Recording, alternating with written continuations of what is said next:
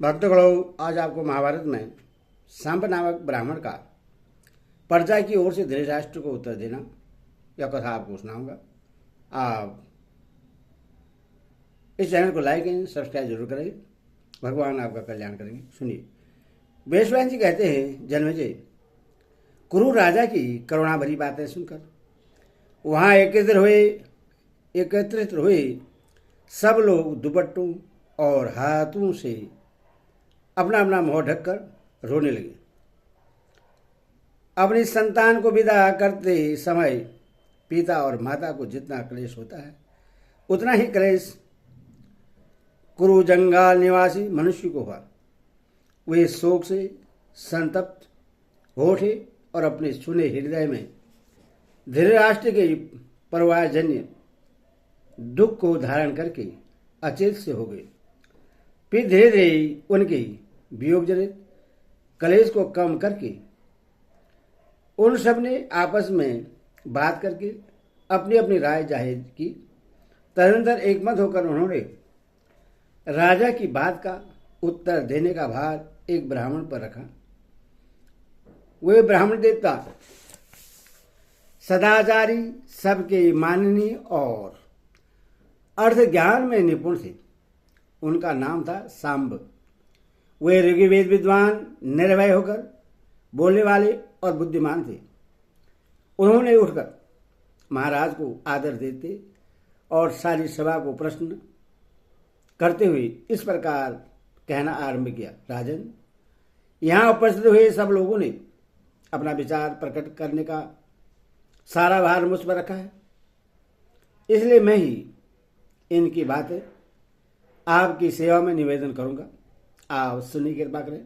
महाराज, आप जो कुछ कहते हैं वह सब ठीक है, उसमें असत्य का लेश भी नहीं है। निसंदेह हमें और आप में परस्पर घनिष्ठ स्नेह स्थापित हो चुका है। इस राजवंश में कभी कोई भी ऐसा राजा नहीं हुआ जो प्रजा का पालन करते समय सबका प्रिय न रहा हो।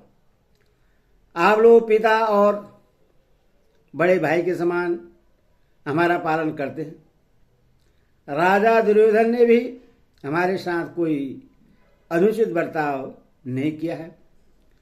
परम धर्मात्मा महर्षि व्यास जी आपको जैसी सलाह देते हैं वैसा ही कीजिए, क्योंकि वे हम सब लोगों के परम गुरु हैं।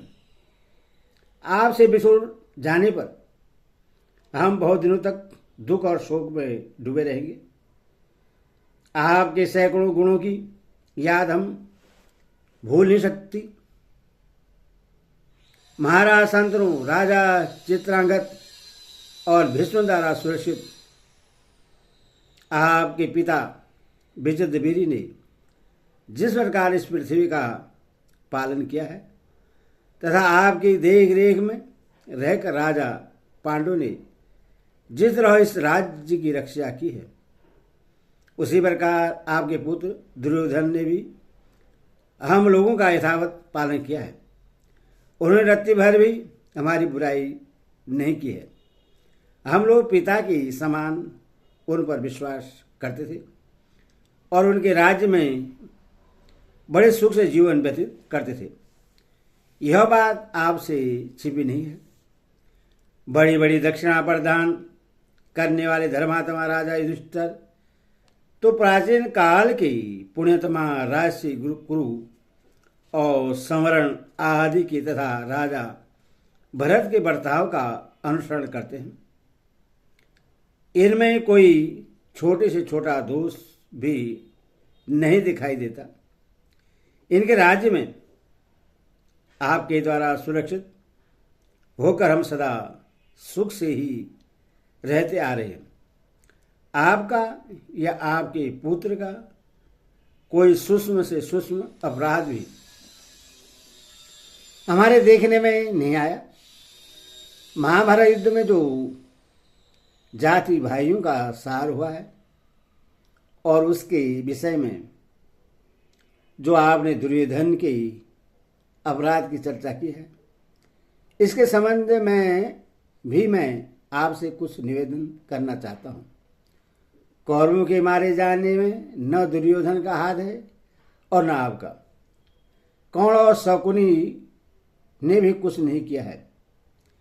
हमारी समझ में तो यह देव का विधान था जिससे कोई टाल नहीं सकता था। पुरुषार्थ से देव को मिटाना असंभव है। उस युद्ध में 18 अश्विनी सेनाएं एकत्र हुई थी, किंतु भीष्म, द्रोणाचार्य, कर्ण और कृपाचार्य आदि कौरव पक्ष के प्रधान योद्धाओं ने तथा सात्विकी, धृष्टद्युम्न, भीमसेन, अर्जुन, नकुल और सहदेव आदि पांडव पक्ष के वीरों ने 18 दिनों में ही सबका संहार कर डाला। ऐसा विकट संहार देवी शक्ति के बिना कदापि नहीं हो सकता था। अथवा उन राजाओं के वध में आपके पुत्र दुर्योधन, आपके सेवक महावीर कर्ण तथा शकुनी भी कारण नहीं है। उस समय जो हजारों राजा मौत के घाट उतारे गए, वह सब देव की ही करतूत समझिए। इस विषय में दूसरा कोई क्या कह सकता है। आप इस संपूर्ण जगत के स्वामी हैं, इसलिए हम आपको सबसे श्रेष्ठ और धर्मात्मा मानते हैं तथा आप और आपके पुत्र के साथ अपनी हार्दिक सहानुभूति प्रकट करते हैं। परमात्मा करे महाराज दुर्योधन ब्राह्मणों के आशीर्वाद से अपने सहायकों सहित वीर लोक को प्राप्त हो। आप भी धर्म में ऊंची स्थिति और पुण्य प्राप्त करें। आप संपूर्ण धर्म को ठीक ही जानते हैं, इसलिए उत्तम व्रतों के अनुष्ठान में लग जाइए। पांडुनंदन राजा युधिष्ठिर पहले के ही राजाओं द्वारा स्वीकृत किए हुए ब्राह्मणों के अग्रहार दान में दिए हुए ग्राम तथा परिवह पुरस्कार में दिए हुए ग्राम की रक्षा करते ही हैं। ये दीर्घदर्शी, कोमल स्वभाव वाले और जितेंद्रिय हैं। इनके मंत्री उच्च विचार के हैं। इनका हृदय बड़ा ही विशाल है। ये शत्रुओं पर भी दया करने वाले और परम पवित्र हैं। बुद्धिमान होने के साथ ही ये सबको सरल भाव से देखने वाले हैं और हम लोगों का सदा पुत्रवत पालन करते हैं।